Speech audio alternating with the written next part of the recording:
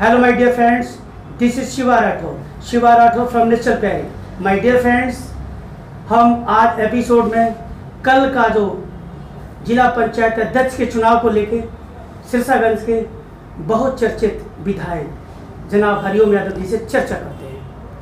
तो my dear friends,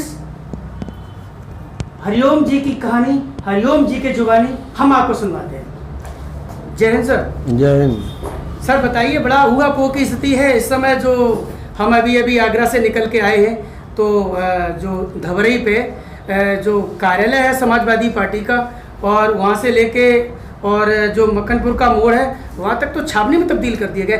ऐसी क्या मतलब परेशानी थी? इतना बड़ा कोई इलेक्शन तो था नहीं, ऐसा क्यों? देखिए, हाई कोर्ट का भी ये निर्णय है कि निष्पक्ष चुनाव होना चाहिए। माननीय उच्च न्यायालय ने निर्देश दिया है जी, और आयोग भी ये चाहता है कि निष्पक्ष चुनाव हो जी, और हमारे जनपद की जनता भी ये देखना चाहती है कि चुनाव में निष्पक्षता बरती जाए। लेकिन समाजवादी पार्टी का कार्यालय लेकिन प्रशासन इसी चक्कर में है कि कोई दाग धब्बा न हम पर लगे। चुनाव निष्पक्ष और निष्कलंक तरीके से होना चाहिए। तो ये प्रशासन की व्यवस्था है, शांतिपूर्ण तरीके से कैसे कराए, इसमें हम लोग क्या कर सकते हैं। हो सकता है प्रशासन को कहीं से सूचना मिली हो कि चुनाव में कहीं गड़बड़ी हो सकती है, कोई विघ्न पड़ सकता है, तो प्रशासन अपनी पूरी तैयारी से उसके लिए चुनाव कराने के लिए तत्पर है। वो कुछ भी कर सकता है। चुनाव के लिए छावनी में ना, कोई निष्पक्ष चुनाव के लिए प्रशासन जो भी करे, उसके लिए कोई क्रिया प्रक्रिया नहीं करना चाहिए। फिरोजाबाद के जो पारखी लोग हैं, जो राजनीति के बड़े धुरंधर हैं, उनके दिल में ये जहन में ये सवाल उठता है, मीडिया के जहन में ये सवाल उठता है कि जो जिला पंचायत अध्यक्ष के चुनाव को लेकर जो बीच की कड़ी जनाब हरिओम यादव जी को माना जा रहा है, तो आप बताइए एक ऊँट किस करवट बैठ रहा है जनाब, बताएं। देखिए, यह जनपद फिरोजाबाद समाजवादी पार्टी का गढ़ माना जाता था जी, लेकिन यहाँ जनपद फिरोजाबाद में समाजवादी पार्टी को प्रोफेसर रामगोपाल यादव, उनके पुत्र, उनके गुर्गों ने ख़त्म कर दिया। यहाँ समाजवादी पार्टी इस जनपद फिरोजाबाद में रही नहीं, केवल दलाल रह गए और प्रोफेसर उनके लड़के रह गए। जनता एक तरफ है और प्रोफेसर, उनका लड़का, उनके दलाल एक तरफ हैं, और उनको जनता ने नकार भी दिया 19 के चुनाव में। लेकिन बेशर्मी से भी फिरोजाबाद को बर्बाद करने पे तुले हुए हैं। एक गाना था, सुना होगा जी, कि राम तेरी गंगा मैली हो गई पाप धोते धोते। इसी तरह हमारा फिरोजाबाद प्रोफेसर के लड़के, उनके गुंडों के पाप धोते धोते फिरोजाबाद भी हमारा गंदा हो गया है। क्या बात है। आपने तो माय डियर फ्रेंड्स, जो अभी आपने सुना है कि एक फिल्म के जो गाने की तर्ज पे जो अभी जवाब दिया है, एक शिवा राठौर का तीखा सवाल विधायक जी के लिए। विधायक जी, आप ये बताइए, हम 2-3 बार आपका इंटरव्यू ले चुके हैं, मैंने पहल भी की है। हमने ये चाहा कि सब एक हो जाए और एक होके एक मुकम्मल पे इस चुनाव को एक दशा और दिशा दी जाए।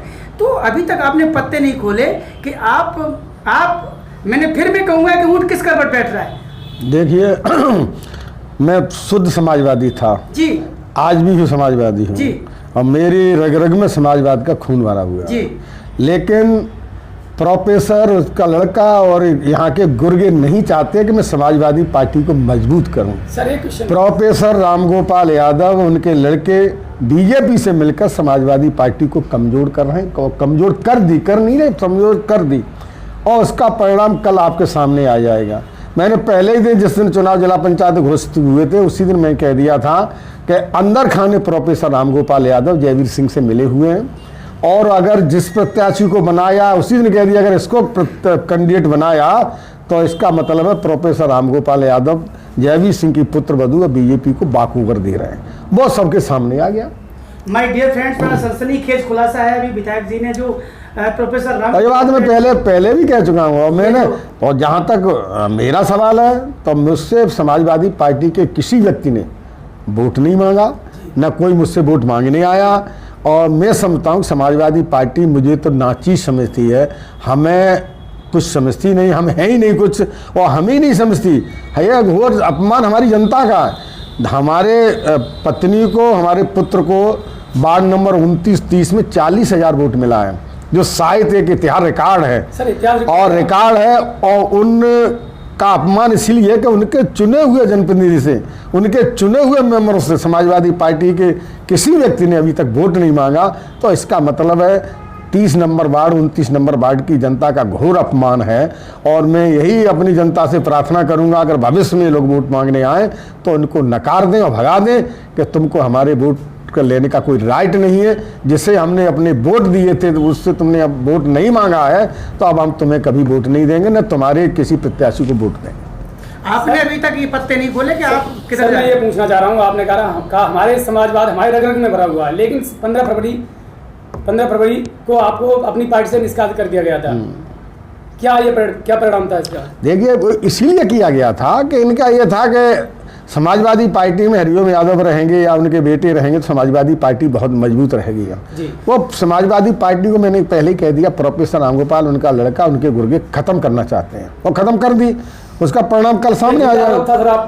हम पर सारे आरोप झूठे, जनता नहीं जानती है कि जो जिसके कड़कड़ में समाजवादी पार्टी को, जिनने हमने स्थापना से लेकर जेलें काटी, लट खाए, हमारी जनता ने लाठियां खाई, आंदोलन किए, हम लोगों को मुकदमा हुए और लड़के समाजवादी पार्टी इतनी मजबूत कर दी थी कि 5 विधानसभा में समाजवादी पार्टी का परचम लहरा रहा था। सर, जनता को तो पता है आपकी जनता। और जब से प्रोफेसर रामगोपाल जिले में उनका लड़का आया तो समाजवादी पार्टी की स्थिति देख लो, हम अकेले MLA 4 सीटें चलेंगे और बहुत मजबूत, जसनाना जैसी, शिकावा जैसी जो इतनी मजबूत सीटें थी, ये प्रोफेसर उनके लड़के की गलत नीतियों के कारण दोनों सीटें हारी, बल्कि चारों ही हार गई।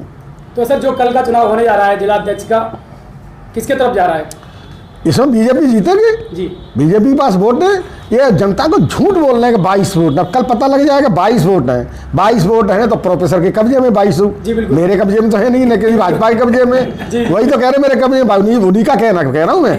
वो बार बार कहते हैं कि 22 वोट मेरे कब्जे में, उनके गुर्गे कहते हैं। और जब कल वोट 8 पड़ेंगे तो 22 में 8 गए, 14 बचे, तो 14 वोट प्रोफेसर ने किसको बेच दिए? तो मैं आप सभी को बताना चाह रहा हूँ, विधायक जी बता रहे हैं, ये 14 वोट प्रोफेसर से और उनके गुरुओं से पूछिए वोट कहाँ बेच दिए, जब तुम्हारे कब्जे में, तुम्हारे पास हैं। 14-22 हैं तुम्हारे पास, तो 22 में 8 ही वोट पड़ेंगे या 10 पड़ेंगे? अगर 10 पड़ेंगे तो 12 बेच दिए और 8 पड़ेंगे तो 14 बेच दिए। तो जो रामगोपाल जी अपने हैं वो जनता को गुमराह कर रहे हैं। गुमराह कर रहे हैं जनता को, यहाँ की जनता को बहुत परेशान, अपमान किया है रामगोपाल ने। फुरियाबाद का बर्बाद कर दिया, फुरियाबाद को बदनाम कर दिया। और ये प्रोफेसर उनका लड़का, ये पॉलिटिकल लोग नहीं है, ये राजनीतिक लोग होते। प्रोफेसर के लड़के का तो वो हाल है कालिदास का, जिस पेड़ पर बैठा था उसी डाली को काट रहा था, वही उनके लड़के का पुत्र का जो पूर्व सांसद उसका अच्छा है कि अपने ही स्तंभों को काटा है उसने। तो ये नेता हो सकते हैं केवल अपने स्वार्थ के लिए? प्रोफेसर राजा इन लोगों को काट दो, मेरा लड़का नेता हो जाएगा। अरे तुम दूसरे को गड्ढा खोदोगे, तुम्हारे ये गड्ढा तैयार हो गया है। तुम्हारे जैसे रामपाल के लड़के जैसे हमारे क्षेत्र में घर घर लड़के, उससे योग्य, उससे जानदार, उससे शानदार, उससे जनाधार वाले हर गांव में। ये प्रधान नहीं हो सकता मेरी किसी विधानसभा के गांव में लड़ ले अच्छा चुनाव? पूरे जिले में चुनौती है, किसी ग्राम सभा में प्रधान हो जाए, उस गांव का लड़का प्रधान होगा जो उस गांव का रहने वाला होगा। बिल्कुल सत्य है ये। माय डियर फ्रेंड्स, आज के एपिसोड में इतना सफिशिएंट है। और आज जो माननीय विधायक जी ने प्रोफेसर साहब पे संगीन आरोप लगाए, मैं समझता हूँ कि साहब एपिसोड में देख के आप खुद भी सन्न रह जाएंगे कि कल का चुनाव किस तरफ जा रहा है। ये विधायक जी ने सारा भी दे दिया और स्पष्ट शब्दों में बता दिया।